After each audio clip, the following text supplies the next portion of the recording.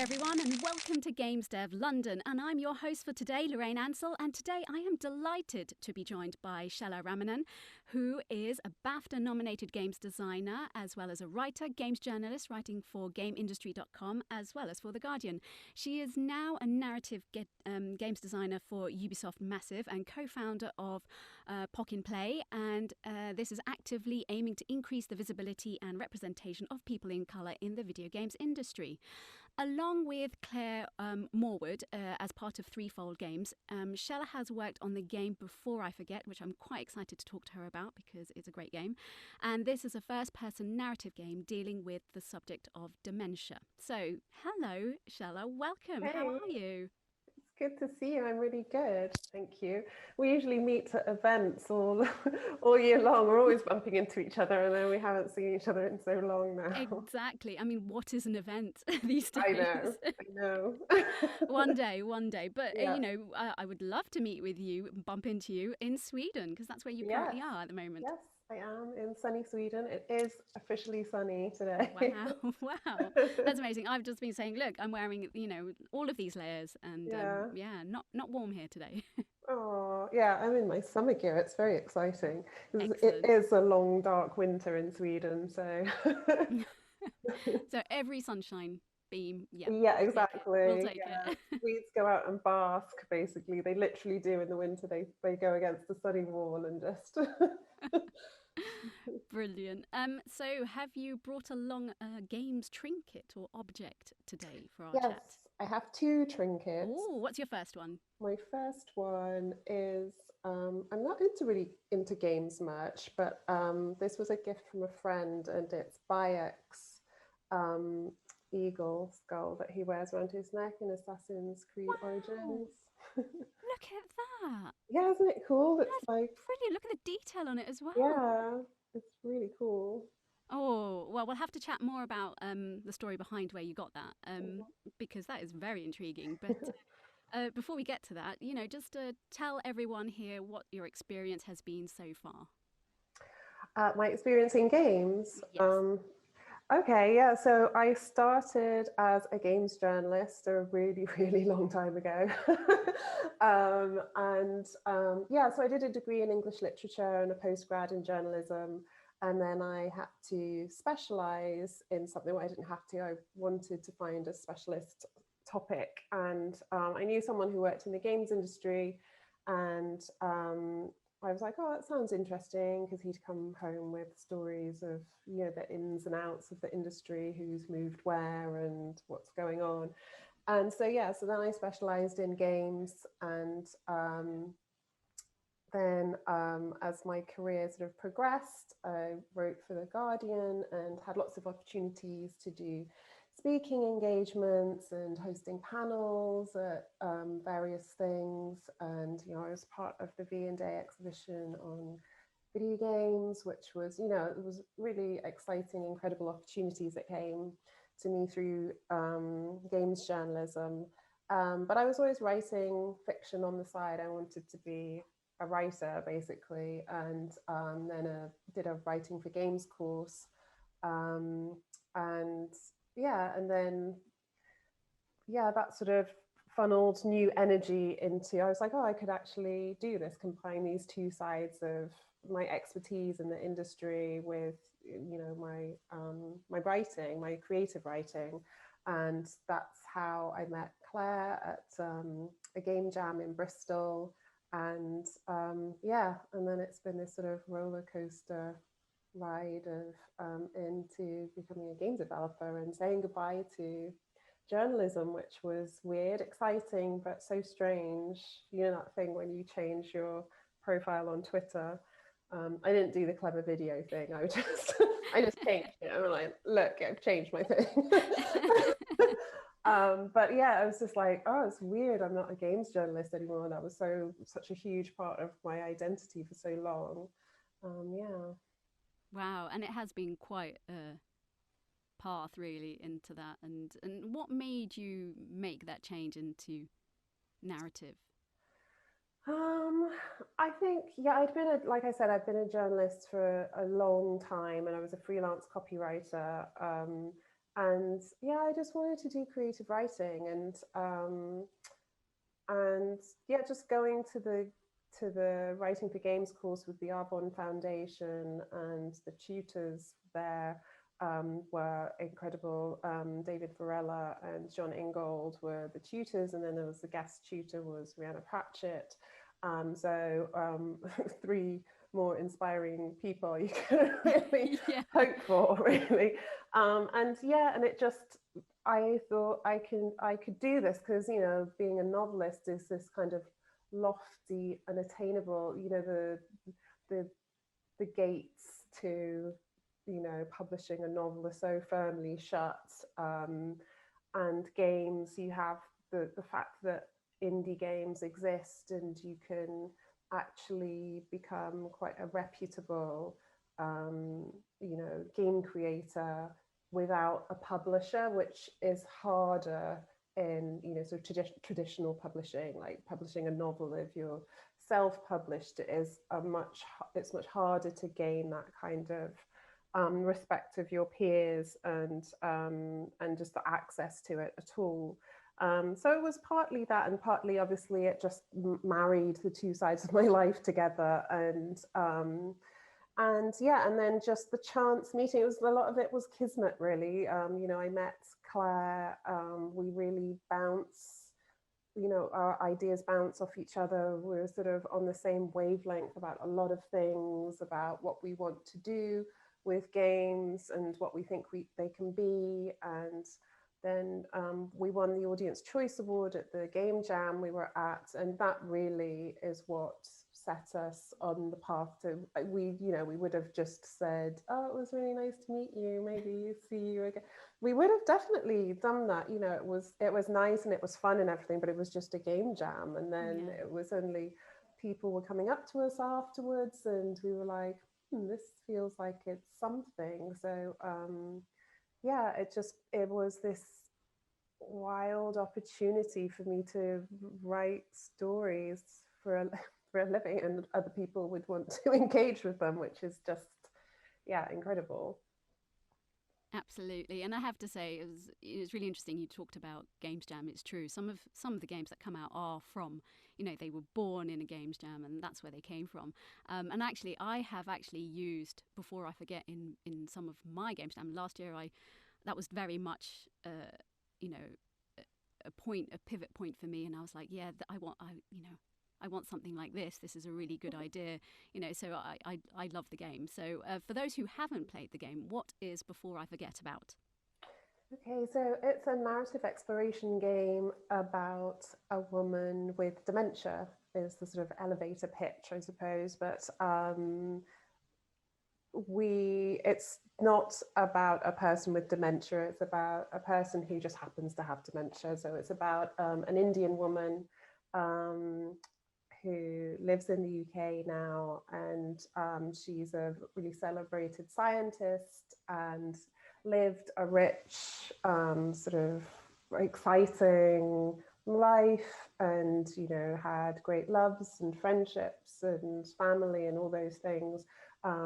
But she has dementia, and so it's sort of exploring, sort of her life. You piece together her story basically by interacting with objects in the house. And when you first enter the house, it's all in grayscale. But when you interact with something, it brings color back into that part of the world, and it triggers a memory for her. So you have some lucid moments with her when she's remembering bits of her life that she's forgotten. The motivation of the story is to find out who she is, what's happened to her, and why she's looking for this person called Dylan. And I have played the game, and I love the colour wash, this watercolour sort of sweeping in as each memory unfolds, and I just think that's lovely. And what I find, this is why I'm excited to talk to you about this today, because how did that visual landscape come to you? Was it something that sort of developed as the game concept went along, or was this sort of that watercolor very, very much at the beginning of the game conception? So, I mean, there are two different bits. So do you mean the color comes into the world or the watercolor memories that she has? Yeah, I'd say more the watercolor memories. I thought that was very clever. Okay, yeah. So there's instances where she's remembering conversations with Dylan when she first met Dylan, and yeah, it's sort of they meet in a rainstorm. So yeah, it sort of like washes in, and that came about because I did a little bit of artwork that was it was actually on my phone because I have a Galaxy Note, so it has a stylus, and I found a software package where you can paint stuff. And so I painted this couple. I think she has like a little red coat on under an umbrella in this sort of watercolor style. And for a lot of time it was a placeholder piece of art that I don't know she had on her bedside table or something like that. And then from that, then we had the motif of the rain, and then we had the watercolor that was, in this image I drew. And then it was like, oh, well, maybe we can, yeah. And then so that one, kind of spawned from that, which was after the game jam. Like immediately after the game jam, I was like, oh, I drew this little thing. And then from that, Claire was like, yeah, so we could have like a watercolor kind of impression of that scene where they met, kind of thing. And so that scene kind of plays out in snippets throughout the game and is a sort of through line of how their relationship began. And why the topic of dementia? Was it something that the jam, that was their theme, or was it something that you'd had, both you and Claire were bouncing off some ideas and it came about that way? I was at the time I was writing this. It's like a bottom drawer novel now, really. um, I was writing a novel. Oh, I did so many drafts of that novel about a man with amnesia, and I'm kind of fascinated with memory. I think I was watching a Horizon documentary that was about a guy who woke up on a train in Coney Island or something, and he just couldn't remember anything, and I was just utterly fascinated by that.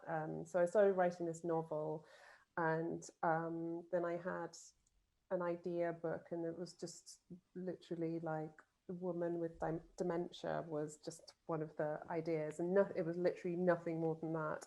And then the theme of the game jam was borders. I have, when I go to things like that, I tend to look through my ideas just before I go, because otherwise you get that, okay, you've got like 2 minutes to come up with, when you go to these workshops and things, and then your brain just like instantly dies. It's like, Yeah. like you don't even know what language is. Yeah, it's like, who am I? Where am I? Exactly. And you can see everybody else is like scribbling furiously, and Yes. you're just there going, and so I always look through my ideas to kind of, so I've got something in my head. And so I went, and then when the theme was borders, we were throwing around some things, and it was the Syrian refugee crisis at that time. So see, that came to mind. Trump was trying to build a wall, All the happy subjects. right, exactly. So then I was like, oh, well, I had this idea for a woman with dementia. Maybe we could think about psychological borders instead of physical borders.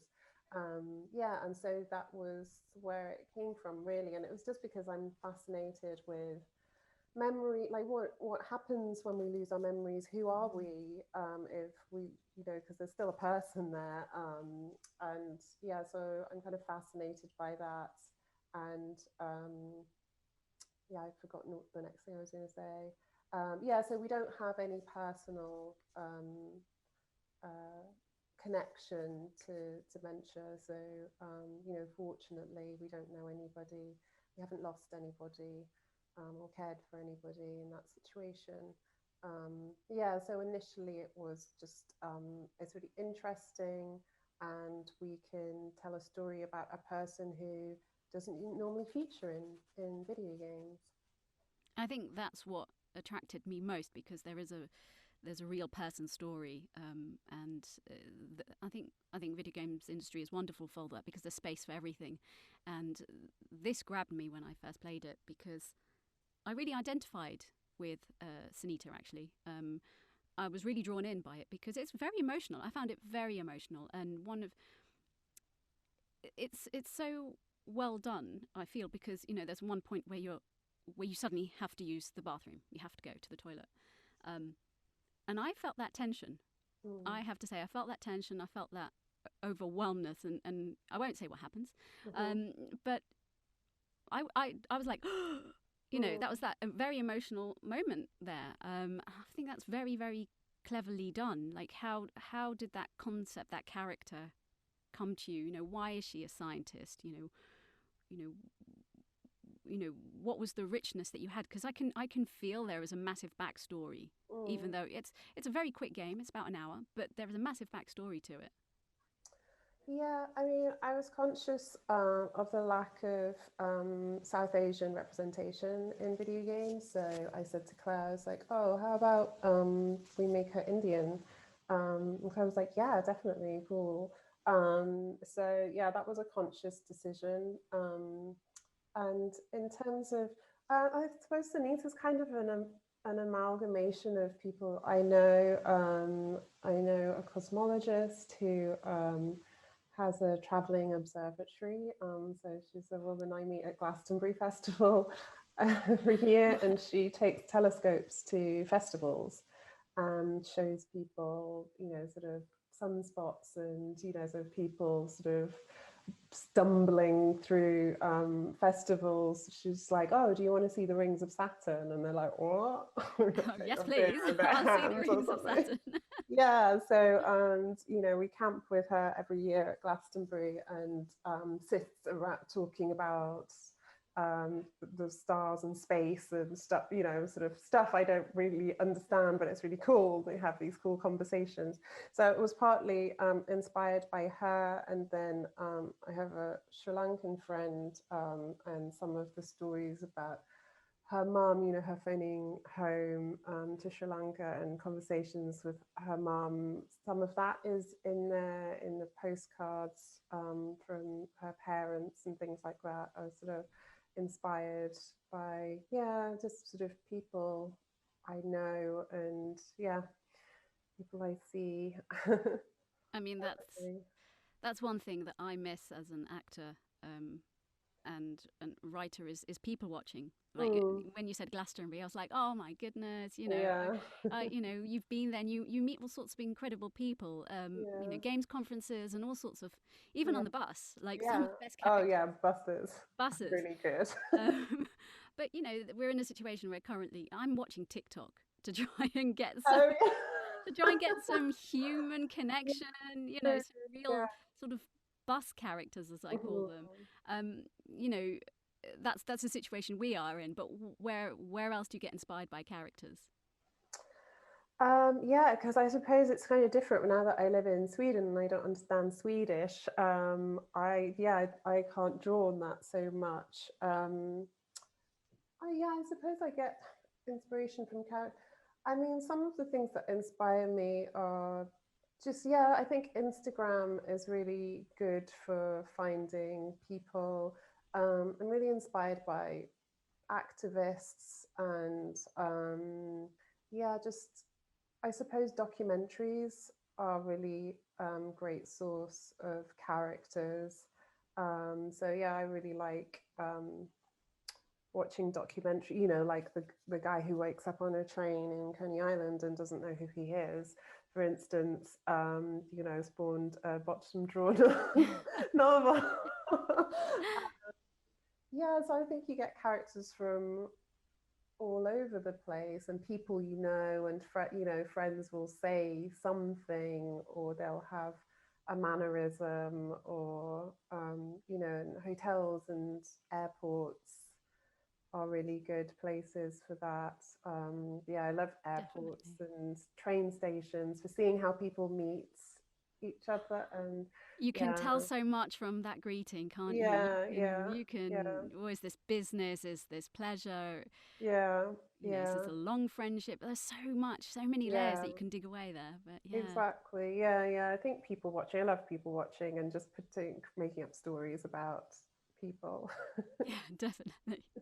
That's the best bit. Yeah. And what struck me actually is the music.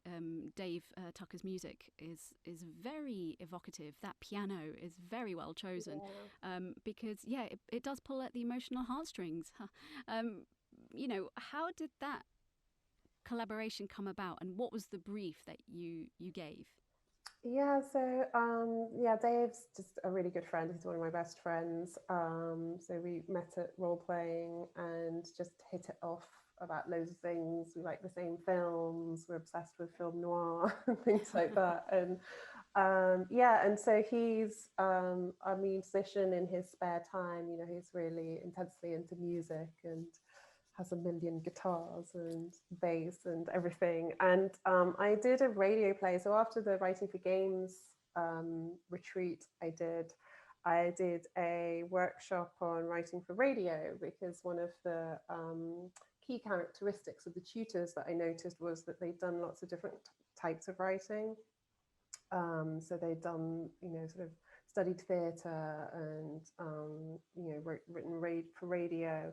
And so I wrote this radio play off the back of this workshop, which was just like a day workshop or something. And I was like, okay, I'm going to do this. And I said to Dave, I was like, could you write some music? And then he came on and was sort of the director for the play, was sort of the audio producer kind of thing. And he wrote this piece of music for that radio play, and it was like stunning. It was like sort of cinematic, and had this string. It was incredible. It was like something like Itzhak Perlman or something was in the room, this beautiful plaintive violin. And so when we were thinking about music for the game, because we knew that music was basically going to be one of the characters, was going to be represented by music, and we hadn't found the right thing. And then I said to Claire, I was like, oh, Dave wrote this amazing piece of music, and I wonder if he'd let us use it. And so I said to him, I was like, can we use that music from the radio play? And he's like, well, it's not complete. He's like, oh, I'll just write something new. And I was like, okay. Okay, thanks. And so I said, okay, I was thinking of sort of Ludovico Einaudi style, sort of contemporary piano, sort of classical piano, sort of quite minimalist ambient piano music, I suppose you'd call it. And he was like, yeah, okay, cool, yeah, I love his stuff. And then he came up with that just like over the weekend. And I played it, and it's like, and your heart just breaks those first few notes, and you're just like, oh, and I was like, oh my god, this is perfect. And then of course we were like, do you think Dave would make some music for it? And so then we ended up with quite a few pieces from him, and the climactic piece of music is fantastic as well. It's just perfect. Yeah. It does pull you through, I have to say, that everything is married and knitted together so well and lovingly, I have to say. And it really tells Sunita's story. Yeah. His contribution was just absolutely crucial, and he just nailed it. And in terms of another audio aspect, you had the voice actors, and I have to say, well done, fantastic, because they're never too much, they're never too little. How did you go about choosing them, and how did you work? Did you direct them? Were you there in the sessions? What was that for you like? Yeah, so we didn't know really where to start with looking for voice actors. So I started looking at people who'd done lots of games work. I found it just wasn't the right style, because I think in games quite often you're playing larger than life people. You're playing wizards or like really fantastical kind of thing. And it's a very naturalistic kind of, I wanted a sort of radio play kind of style. So I was quite inspired by Everybody's Gone to the Rapture, the Chinese Room game, because the acting on that was superb, and lots of them were radio play actors, you know, some people from the Archers, I believe, in the cast of that game. And I just, you know, it was just so superb and natural, and that's what I wanted, because it's a small, intimate game, and so we didn't need this kind of like this larger than life kind of thing. So we looked for people who hadn't done games really before. And then I spoke to people who are voice actors in the games industry about, you know, asked some advice. I'd also, we'd had some workshops in my now day job, my other day job, on working with voice actors. So I had a little bit of insight, and also doing the radio play, you know, you can kind of empathize with actors, because I played one of the roles in the radio play just so it could get done. Oh, how was that? How did you find it? Yeah, I mean, I really like acting. I always liked sort of drama and stuff at school. So yeah, I loved it. I love anything like that.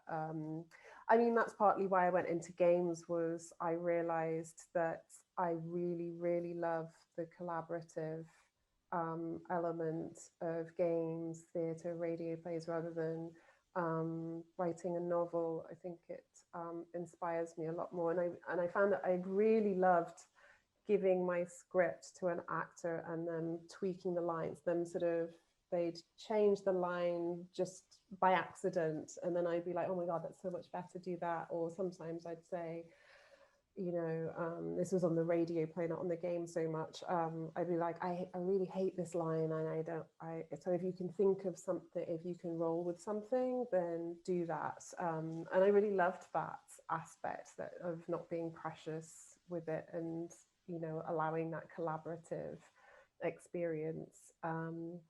So we got an audio director, and Claire and I cast actors. So obviously we were looking for South Asian, Indian actors, and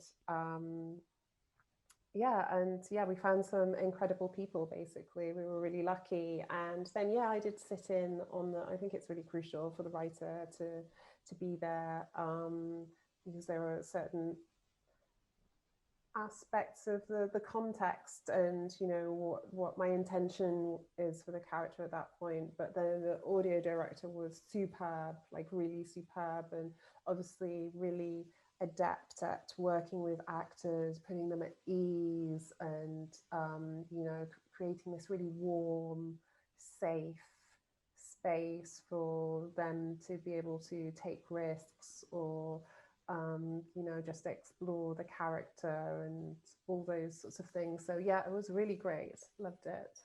That's brilliant, and I think it's so true. It's very collaborative working, and even in that session, it is together. You can come up with, you know, some great lines just riffing, and that's something I certainly miss being in lockdown, because it is fab to be in a room full of people and being able to like bounce ideas off each other, and in a way that's what the Games Jams does, really, isn't it?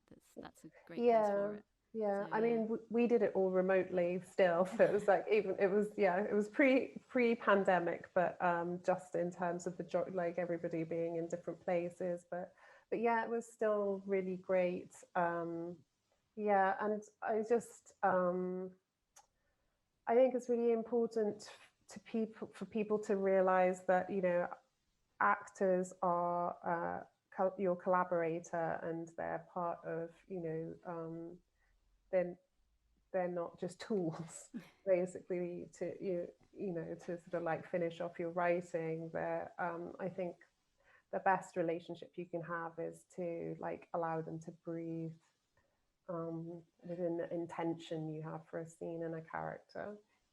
Absolutely. And even in the marketing mix, they can be extremely helpful because everyone's very proud. Everyone Yeah, that's rightly true. should be very proud of Yeah. it because it's a fantastic game. And it was very exciting news because it's out today, isn't it? April 29th.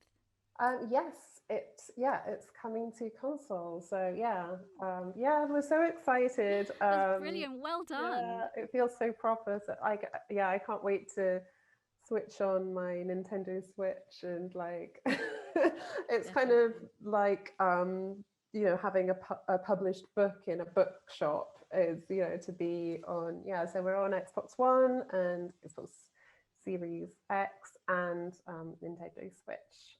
Fantastic. That's brilliant. So, yes, check it out, everyone. Go and get yourself a copy and play it because it is a wonderful game and you Thank will enjoy it. you. And also, it's really interesting. In 2019, did you ever see that? It was a drama with Glenda Jackson where she plays a woman who has dementia. Elizabeth is missing. Yeah, so I read the book. So yeah, we read. But yeah, sorry, you didn't finish your No, question. no, no. I was just going to say, had you read the book? Had you seen it? And how do you feel? Did that inform you anyway, or what Because inevitably there are comparisons, because it is about, your game's about dementia. This was about dementia. So I was very struck by the post-its. That was my big takeaway, really, as well as things like fragrance and things like relationships with the other people, which actually gets quite violent in some cases. It's in Elizabeth is missing. That's quite a thing that Yeah. comes out. So how did you find it? Yeah, so I actually bought the book, I think a year or two before the game was even a thing. I think I'd read a review or something, and I was like, "Oh, that's really cool." And I think I saw it in it was like the Victoria and Albert Museum or something in the bookshop. I was there with my mum, and I had this table of books and some book deal, and we were like, "Ooh." And so I picked up Elizabeth is Missing, and then then this game. We were making this game all of a sudden, and it really helped inform the character. We actually have a little homage to Elizabeth is Missing in the game. So there were lots of things we took from it. I mean, it's really great because it's a person with dementia as the protagonist, as a driving agent within her own story. She's the detective in this crime story. And I thought that was really great and admirable, and something we wanted, to be a character first, or a person first. And the disease is secondary to who they are as a person. And I think Elizabeth is Missing does that really well. And the drama was a really great, very faithful adaptation. And then we also looked at Still Alice, which is a film. Yeah, and so that really helped inform, the sort of the toilet scene in that film was just really heartbreaking. And so there were just elements from both of those things that were really informative. And I think, personally, I have been informed because I didn't have much of a personal experience with dementia before I played, and I had played the game before I actually watched Elizabeth is Missing, because I only watched that last year. And what I found quite interesting is I became informed, and I went away and I tried to educate myself a bit more. It's heartbreaking. It's very sad, and it is very heartbreaking. And but this is what I love about the games industry. There's the stories that are told that are very authentic and very in depth. Can do that. You want to go away and you want to investigate and you want to feel that connection. Very much with Sunita. It's like I said, I was so happy she was a scientist. And then my head went out into different areas of like, oh yeah, I wonder what her life really was like and where did she go? And I started. She became real to me. She became as real as Elizabeth, is, and all of these. And so thank you, because I appreciate that, opening my mind up to an area which I hadn't ever considered. And I think that do you think that is an area of games that is important to open people's eyes in a way? Yeah, definitely. I was on a panel recently about neurodiversity in games, and I think it is, people who, are atypical are always looking to find themselves or represented in an authentic way. And I think games quite often leans on tropes or stereotypes, and quite often negative stereotypes, quite often. So I think it's really important, and to reflect as many facets of life and people as possible. And I think, indie games does that really well. And I think the good thing about indie games is when games like ours are successful or celebrated in some way, I think it does kind of feed into AAA, or people think about how they might incorporate those kinds of sensitivities into games, because AAA seems like this big huge machine, but the teams are made up of people who have who intersect with all the things we intersect with, whatever it is, whatever sort of marginalized or underrepresented kind of experience it might be, whether it's having an autistic child, or having some sort of disability yourself, or Definitely. I think it is such an important, avenue to tell that story. Mm-hmm. So just changing on to a slight tangent, what is your second object that you have brought along today for everyone to see? Yes, my second object is a book called Trigger Happy. Ooh. And it's The Inner Life of Video Games by Stephen Poole. And it's just, I don't know if you want me to explain a bit Yeah, about it. sure, go for it. So it's really old. I can't remember when it came out, in maybe the 90s. Oh yeah, like 2000, I think.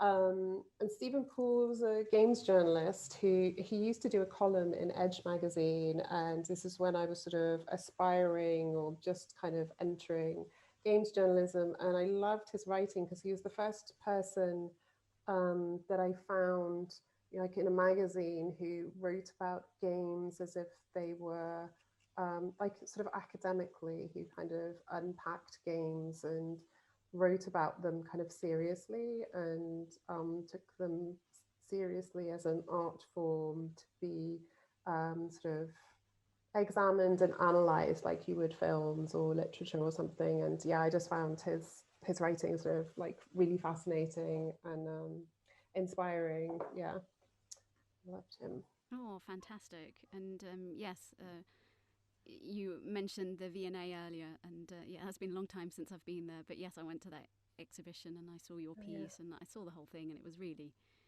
I was really proud, I have to say, for the games industry, because the artistic components in every discipline is just wow. It was fantastically curated. It was brilliant. Exhibition. It was just like so thoughtful, and it came from a place of sort of love and understanding of games and the creativity behind them. Yeah, it was kind of breathtaking. And what I really liked about it is it was quite diverse. It was a lot of, in terms of the games genre itself, but of highlighting diversity in games. And you've, along with Adam Campbell, you founded POC in Play, which is People of Colour in Play. So how did this initiative come about? What are its key aims?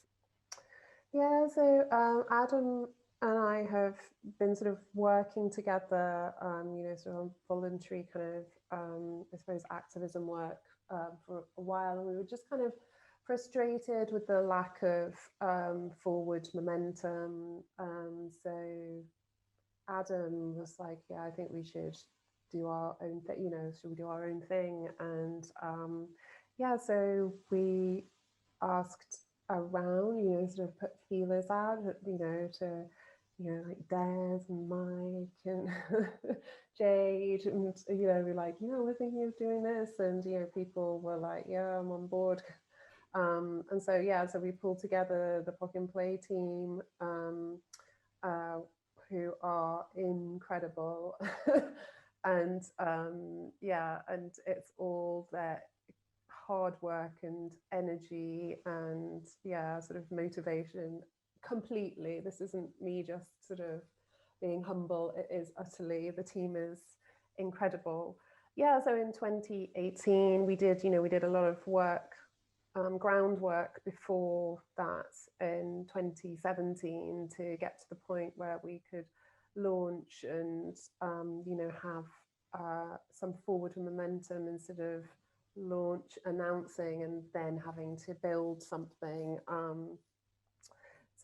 We launched in February 2018. It was snowy evening in London on our first event. We had sort of networking events once a month with speakers, and we were hosted by Us2 Games at their studio.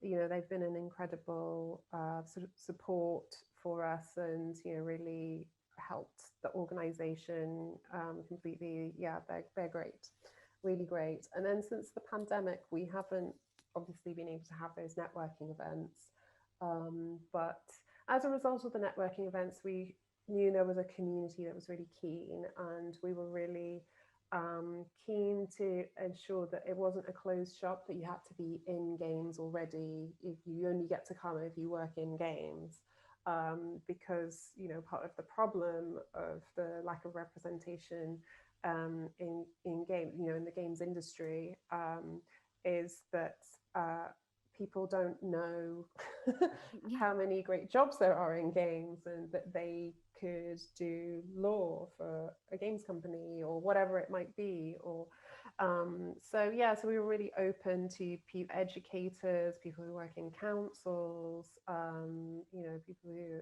are games adjacent or not at all, but are interested, and students, and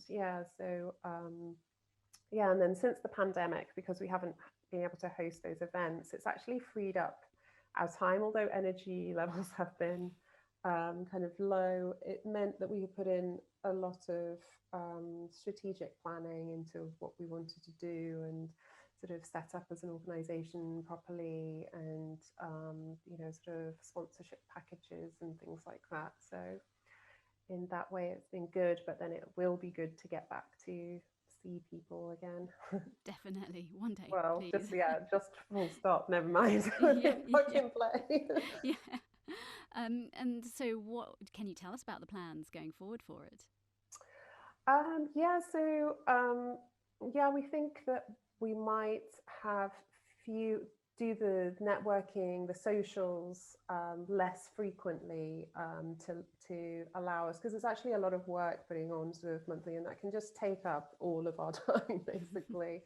Since then we've got we've had funding come in, so we have a project to create stock photography with people of color, playing games, being in game studios, so that marketing and media can have stock photography of people who aren't white men. Brilliant. That's really clever. That's so simple and obvious, but so that's Adam's baby. That's his project that he wants to do. We have sort of things in the works for kind of mentorship, and have lots of companies who want to lend support to our communities, so portfolio kind of assessments, and all kinds of careers kind of support and things like that. And then we sort of do panels, and people like Nida have gone into schools to do talks. Nida hosted a panel on a Muslim representation in games, which was really great. We also now have Pock and Play North, which is run by Satish. Yeah, because we're really also aware that the games industry is so London centric that it was one of the things that we wanted to do as quickly as possible, was make sure that we could reach people outside London and not expect them to come to us, but to go to them, which I think is really important. Recognizing the need and the scope of the industry outside London. Yeah, so I think, yeah, lots of things. When events are allowed again, maybe having some sort of, sort of conference or there's we have lots of ideas. We have an ideas channel that's just bristling with stuff. Yeah. Oh, that's fab. And yeah, we welcome as much.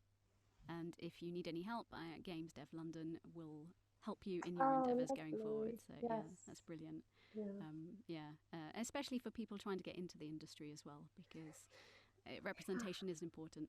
It really does make a difference. Yeah, so. I mean, that's the future, basically. Yeah. It's as simple as that. Yeah, definitely. I think making the industry sustainable for people who are here, and creating new paths in for the people who want to be here. Yeah, absolutely. So you seem to have quite a lot on your plate, but what else do you do, or what inspires you outside of the game world? What inspires me outside games? Yeah, I mean, I really enjoy films. I watch films a lot. If you follow me on Twitter, I probably talk about films more than I do games, to be honest. I think recently I've been inspired by poetry, and there's lots of online events happening, like lectures and talks and things. I usually go to things that are about the Caribbean community. My brother's dad was a poet from St. Vincent's. So they were sort of celebrating his life and legacy. So as a family, we went to this virtual sort of reading of his poetry and people reminiscing about him and his life, which was really inspiring. And there was sort of young poets there, and Linton Kwesi Johnson was there, and how he was inspired by Shakespeare's poetry, and just hearing people doing readings and things like that. One of the good things about the pandemic is the access to live theatre, like virtually, obviously. But it's that's been really great. Sort of I've watched a Frida Kahlo ballet and things like that. And then I went to a talk on last Friday on Black bookshops in the UK as part of the Black civil rights movement in the UK, as sort of spaces of activism, collaboration, and community support. So that's been really inspiring. So I've been reading poetry a little bit to kind of enrich my writing. I suppose, because daily I'm now writing. It's about sort of enhancing my craft. My colleagues are inspiring. But you said outside games. So poets, the Caribbean community, the Black community has been really inspiring, considering the horrendous year we had last year. And I took exception to lots of things in the race report that came out, but yes. One of the things that really irked me was the idea that young activists are focusing on a negative narrative, and I was just like, that is just not the case at all. Like the amount of positivity that's come out, we have, Black Pound Day, as a response to, absolute terror and violence against us. We came up with the response, which is let's support our own businesses. It's as simple as that. So the amount of positivity that's come out of it, sort of people giving self-care workshops and sort of looking at sort of decolonizing sort of spiritual practices. And I utterly took exception to that as a narrative about sort of young Black, Asian, sort of people of color, sort of East Asian people, people and Indigenous people are being incredibly positive in the face of, real terror. And I find that utterly inspiring. Yeah, absolutely. I find the courage and the eloquence actually just very awe-inspiring as well. So and just the ingenuity of just like the community spirit of it is what inspires me. It's like, okay, so you're going to do this, well, we're going to do this with each other because nobody else is doing it. We'll do it ourselves. Yeah. And as an ally, what should people look towards join? How can they contribute? Yeah, I suppose, I guess just support those positive movements when you see them, or initiatives, whatever they might be, whether it's Black Pound Day and I think be there when the hashtags died down. Read the books that you bought, act on them.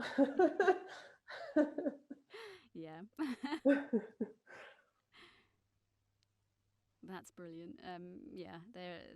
It takes a whole village, doesn't it? Mm-hmm. It takes a whole village, and it's true. In the pandemic, we have been able to perhaps access more information more readily, and things that would have been inaccessible have been made much more accessible. You mentioned ballet.